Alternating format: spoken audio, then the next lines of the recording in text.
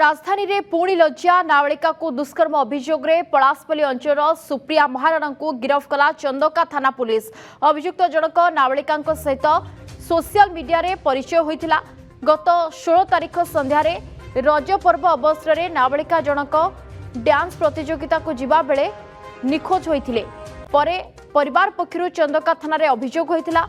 Police तदंत समय गत जून 25 तारीख में भुवनेश्वर फॉरेस्ट पार्क छक निकटू नाबालिका उद्धार करा जायथिला। परे तांको परिवार को सूचना दियाजिबा सहित तांको बयान रेकर्ड करा जायथिला। डाक्तरी मायना एवं बयान मध्य रेकर्ड करा जायछि।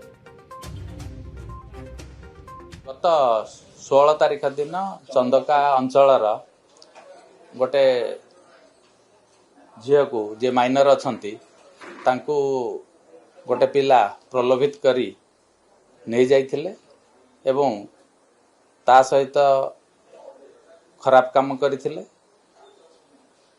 ए विषय नहीं करी झीर मदर थाना रे रिपोर्ट कला परे चंदका पुलिस तरफरु तत्पर कार्यानुष्ठान ग्रहण करा जाइथिला एवं सही क्रम रे जे मुदाला अछंती चंदका पुलिस तांको गिरफ्त करिसंती।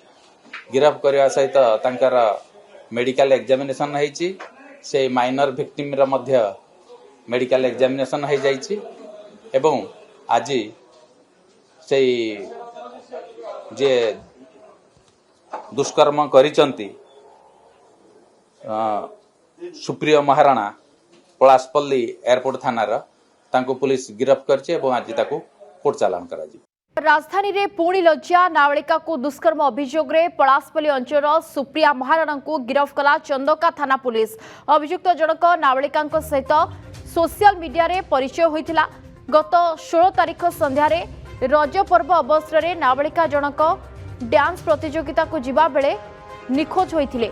परे परिवार पक्षरु चंदका थाना रे अभियोग होइथिला।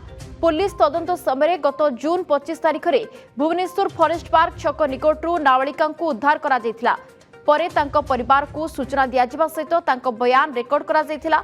डाक्तरी मायना एवं बयान मध्य रेकर्ड करा जायछि। गत 16 तारीख दिन चंदका अंचल गोटे झील को जे माइनर अछंती तांको गोटे पिला प्रलोभित करी नहीं जाइथिले एवं ता सहित खराब काम करथिले। ए विषय नहीं करी झीर मदर थाना रे रिपोर्ट कला परे चंदका पुलिस तरफरु तत्पर कार्यानुष्ठान ग्रहण करा जाइथिला एवं सही क्रम रे जे मुदाला अछंती चंदका पुलिस तांको गिरफ्त करिसंती। गिरफ्त करने सहित तांकर मेडिकल एग्जामिनेशन होईची। से माइनर विक्टिम रा मध्य मेडिकल एग्जामिनेशन हो जाईची एवं आज से जे दुष्कर्म करिसंती